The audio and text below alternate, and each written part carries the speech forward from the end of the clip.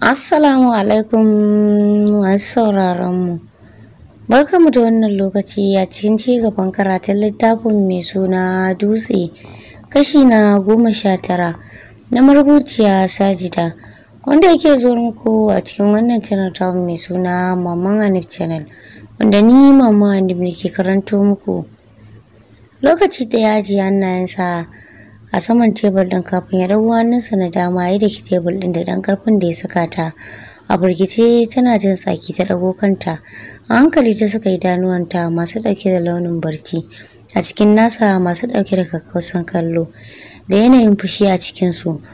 A tsorace ta zabura ta miƙe sai hakan ya sa ya kalle ta yanda ɗan kwalin kanta saboda rikicewa ya faɗi ƙasa.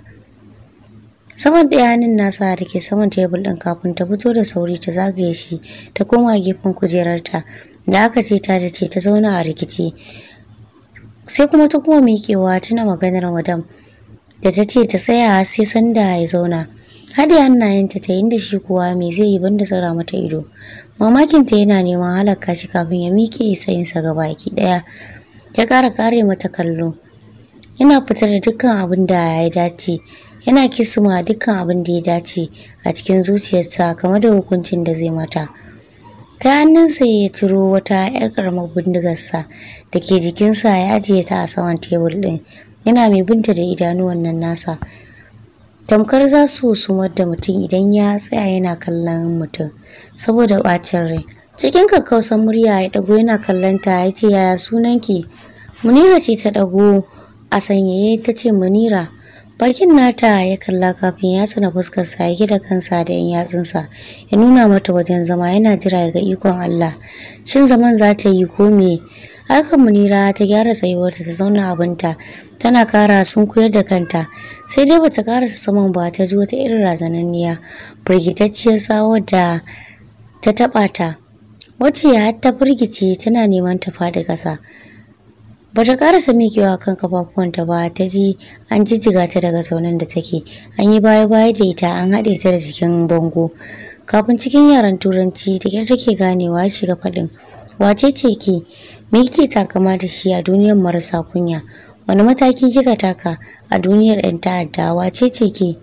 Ko a duniyar 'yan bariki awa nawa kike tare da namiji? Da ihu ya ƙara shi magana hakan ya saka Munira rinza idanuwanta. Zuciyarta na dokuwa tamkar za ta fasa kirjinta ta fito. Gashi dai hannu ne mai laushi ya taɓa fatar ta ya makure ta. Sai dai abin takaicin hannun garjejen kato da ba muharramin ta bane. Wow, ba zafin da take ji a makurar da ya mata tamkar zai kashe ta. A gigice ta bude idanuwanta waɗanda suka tsumu da ruwan hawaye ta sauke cikin nasa wanda yake binta da wani irin kakkausan kallo wanda ya tara tsagwaron tsana. Numfashinsa na dukan nata sakamakon irin matse mata wajen da ya ga baki ɗaya numfashinta neman gagarar ta yake. A irin wannan lokacin jinta ta fara yi kamar numfashinta zai bar jikinta. Ci gaba ya da yi mata magana da wannan muryar tasa mai dauke da amo. Ta ce babu macen da za ta shigo nan ta raina ni ko kuma ta shigo nan don ta burge ni. Kowace kwa irin halitta Allah ya yi mata wacce take takama da ita. Domin a mace babu kalar wacce ban gani ba. Ban ganta ba halice ta ba balle a filin aiki na. Dukkan wata mace a namiji nake ganin ta a gabana. Tsagera kuwa ni babansa ne, dan ta'adda ni uban shi ne, don bana daukan kalmar ta'addanci. Ba ma sasanci da dan ta'adda kuma babu maganar sulhu ko yafiya tsakanina da dukkan dan ta'adda. Kin fahimta?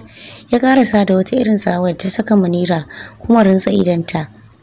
Zuru-zuru Munira ta yi domin kuwa ta gama tsorata kafin ya sake ta ta tafi taga-taga ta zube a ƙasa. Jidda take kama an jinjiga bera an sake sai zara ido take tamkar ta zagi babar sarki. Jikinta kuwa yanda ka san an jona mata a soket sai rawa yake yi. Kamar ba shi ne ya gama hayaniyar ba. Ya juya ya koma saman kujera ya zauna a saman wacce ta tashi yana gyara hannayen rigarsa.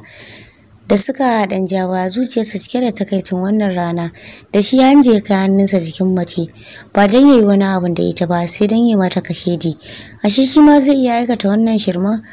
Ashe shi ma zai iya aikata haka? Tabbas wannan yarinyar koyo ya mai da ita kasar su sai ya rubuta ya ajiye cewar ya kai hannunsa wuyan mace ba namiji ba, ya shaka da nufin kashedi. Da sauri madam ta fito, ita kanta jikinta sai rawa yake yi. Sai da ta ja kanta ta ba shi hakuri kafin ta je wajen Munira ta kama ta mikar da ita sannan ta nufo wajen kujerar da ita. Da sauri Munira ta ja da ba jikinta na bari ta kalli madam tana girgiza kanta ta ce mene masa, kar ki kai ni wajen can, kashe ni zai yi, kin ga bindiga ce ya ciro. Ita din ma jikinta na rawa ta ce no baya kisa, ba zai kashe ki ba, amma rashin zuwan naki zai haddasa mana matsala baki ɗayan mu. Ki zauna ba ku yi maganar ba ai. Munira wannan karan sai ta gama yarda cewa garin jarabarta ta kawo kanta wajen da za ta rasa rayuwarta. Ya salam, wani irin ba su yi maganar ba. A wannan maganar ai ya gama ta, ya gama faɗin komai kuma ta yarda ta ɗauka. Ina ita ina kokawa ko faɗa da abin da ya fi ƙarfinta. Ina za ta iya da wannan ƙarfafan namijin sai ka ce a fim ɗin Indiya. Sai dai tana ji tana gani madam ta karasa da ita. Ta tsaya ba ta zaunar da ita ba, suna jiran ya ba su damar zama. Kansa ya dago tun daga kan gashin kanta ya bi ta da kallo har kafarta kafin ya sake kallon ta. Ya daga kanta ya dire a tumbin da ya gani wancan karan, ya ga yanzu babu shi ko kaɗan. Kansa ya cire a kanta ya ƙara da fuskarsa sosai yana kallon yanda ta haɗe cikin doguwar rigar. Jocelyn ce ta daga hannayenta sama alamun tana ƙara bashi hakuri. Da sauri Jocelyn ta zaunar da ita, ganin ya da kai alamar su zauna. Sai da ya gama shan iskarsa kafin ya bude littafin tambayoyin da aka tanadar don a yi wa wanda ake tuhuma. Wani sai ya rubutun da kallo kafin ya tayi bakin sa ya rufe ya da hannayensa cikin na juna. Yana kallon yadda take wani mutsuka idanuwanta. Ya ce ba a yi miki lesson a nan ba ne? Munira ta riga ta hana kanta dagowa, domin da ta dago ta kalle shi wani iri take ji a cikin zuciyarta kamar ta tashi ta gudu. Amma ganin yanda ya tsare ta da idanuwa hakan ya sa ta dago ta kalle shi ido cikin ido. Shi ne ya kautar da idansa ba don komai ba sai mamakin kwari idanuwanta da kuma yanda suke da kyan kallo. Da irin yadda take cikin tashin hankali ba su nuna ba, sai ma wani walwali da suke. A takaice ce kin san wane ne ni? Munira ta kuma bin gashin kansa da kallo a sanye ta ce kai ne ka kawo nan daga garinmu tare da matarka. Da sauri ya kalle ta jin ta ce da matarsa. Matarsa kuma sai kuma cire duban nasa ya girgiza kansa yana ayyana. Ya sani dama bata san waye shi ba. Da ta sani ta saurin idanuwanta ba za ta iya fuskantar sa da yanayi na rashin kunya ba. Sai kawai ga ashe ya bata lokacinsa ne yayi. Ya hargagi a gabanta. Yan tsakani da Allah idan na wajen nan suka fita suka ga yanda yayi da yarinyar nan me za a kalle shi, a ce masa mai dukan mata ko mai raguwa akan mutane, ya zo yana fada akan sa'ar kanwarsa. Dan shafa gaban goshin sai ya mike zai ya dauki bindigar sa ya mayar jikinsa. A dake ya ce mu je. Da sauri ta mike tana kallon bayan sa da ta ga nan da nan ya kai kofa. A dan kankanin taku ta waiga ta kuma waiga ta ga ba kowa a tebur din. Tuni ta tashi da sauri ta tsaya a bayansa. A sanye take bin sa tamkar kwai ya fashe mata a ciki. Daga nesa take kallon yadda baki ɗaya manyan wajen suka nazo suna gyaɗa kai sakamakon maganar da ta kula yana yi da yanayi na bacin rai. Yana nunawa da hannunsa kafin ta ga ya dago da ɗan yatsansa na kusa da babban. Ya kaɗa ya kuma kaɗawa ya wata maganar. Da bata fi minti 5 ba kafin ya ga duk sun gyaɗa kawunansu a tare. A hankali ta sauki ajiyar zuciya ta bi shi da kallo. A bayyane take zance a cikin zuciyarta, amma bakinta yana motsawa tana wane ne wannan? Munira tunanin me kike yi ne haka? Mu je na raka ki wajen motar mu kan abin ya zo mana da sauki. Muni sai wata haduwar kuma ko? Hadan furkice ta kalle ta kafin ta ce mu je ina. Jocelyn ce ta kalle ta da mamaki ta ce tare za ku tafi fa. Ya ce kin gama komai. Munira ta girgiza kai ta ce kai ina? Ni je ina haba kamar mahaukaciya na bi wannan mutumin mu je ina. No ba inda zan je babu inda zani. Koda da bindiga a kaina. baki ga inda ya matse mani wuya bane? Hala so kuke ya kashe ni. Wani ne muku ne? Kuma yadda ni Nijar na fasa aikin nan, na fasa wallahi. Wani katon soja ne ya zo fari ya tsaya ran na haɗe ya ce yalla bai zai shiga mota fa mu je. Da ido Munira ke girgizawa alamun ba za ta je ba. Sai dai daga ita har Jaslin din sai suka samu kansu da nufar motar da aka nuna mata. Zungui tamkar za ta fashe da kuka har suka karasa. Aka bude mata ta shiga motar da bata taba tunanin akwai irin ta a duniya ba. Sai gifta ido take yi tamkar idan ta zai bado saboda yanda ta firgice ga tashin hankali karara ya nuna a fuskarta. Ita kadai ce a bayan a zaune a wawo keken wajen, sai direba da soja daya a gaba. Hakan ya sa ta zama irin na zulumi. Ta takure a waje daya, sai ido take kwalalowa. Kurawa a waje daya ido ta har lokacin da motocin suka fara tafiya da mugun gudu. Har suka karasa ainihin gidansa, da ido ta bi shi har bace ya shige wannan waje na gilas, wato falonsa kafin ta kuma duban sojojin da suka haɗu suka bace ta ko'ina a wajen. Kowanne ka kalla ba za ka so ka kuma kallon shi ba, domin fuskokinsu sanye da mask, hannayensu duk a rufe yake, ƙafafuwansu ga manyan takalma, ga kuma bindigu manya-manya rike a hannunsu. Ajiyar zuciya ta kuma saukewa, wasu zafafan hawaye suka zubo mata. A hankali ta ɗora hannuwanta a kan haɓarta da kumatunta kafin a bayyana ta fashe da kuka. Tana faɗin wayo oga, wayo mamanmu, wayo yan uwana, ku zo ku ɗauke ni daga wannan gidan kar su kashe ni. Wayo Allah na shiga uku. Ni ba 'yar daba ba, ni ba farauniya ba, ni ba karuwa ba. Ba kisa ne ba amma an tuso ni da bindiga, an tare min hanya bayan an gama cin ƙaniyata. Na shiga uku na, garin nacin son zama abinda nake son zama. Sai dai a zo a ga gawata a garin arna wanda ba sa sallah. Balle a sallace ni, a killace ni irin na musulmai. Wayyo Allah, Allah kai ne gatana. Allah ka nuna mini dogari ko ya zo ya fito da ni daga nan wajen. Hannayenta ta ɗora saman kanta sosai, ta langobar da kanta ta ɗora tana faɗin duk wannan wulakancin kai ne sanadi dogari. Da ka nuna kana ra'ayina da na wuce wulakancin kowane namiji. Amma sai ka tashi ka saka kafa ka haure ni, ka kasa tunkaro ni, ka kasa nuna min so. Haka nake hakuri ina kallon ka.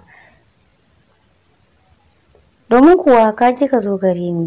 Ai da ka zo da tuni na shiga nuna mutane ga kanan kai ne mijin da zaka aure ni. Dan ba zan iya yin irin na yayata ba, na ce ina son namiji daga baya ya dawo yana wulakanta ni. Amma ba komai, na tabbata addu'ata wata rana za ta karbi ka dube ni. Idan kuma ka dube ni wannan garjejen sai yayi da na sanin sanina da kin daraja ni da yayi. Daga inda yake zaune a gaban kwamfuta dukkan bayananta yana ta saurare ni ba tare da yana gane yaranta ba. Daga kasa kuwa dan kareriyar zakan yi sace take kai kawo tana kada jelarta. Irin yau tana farin ciki.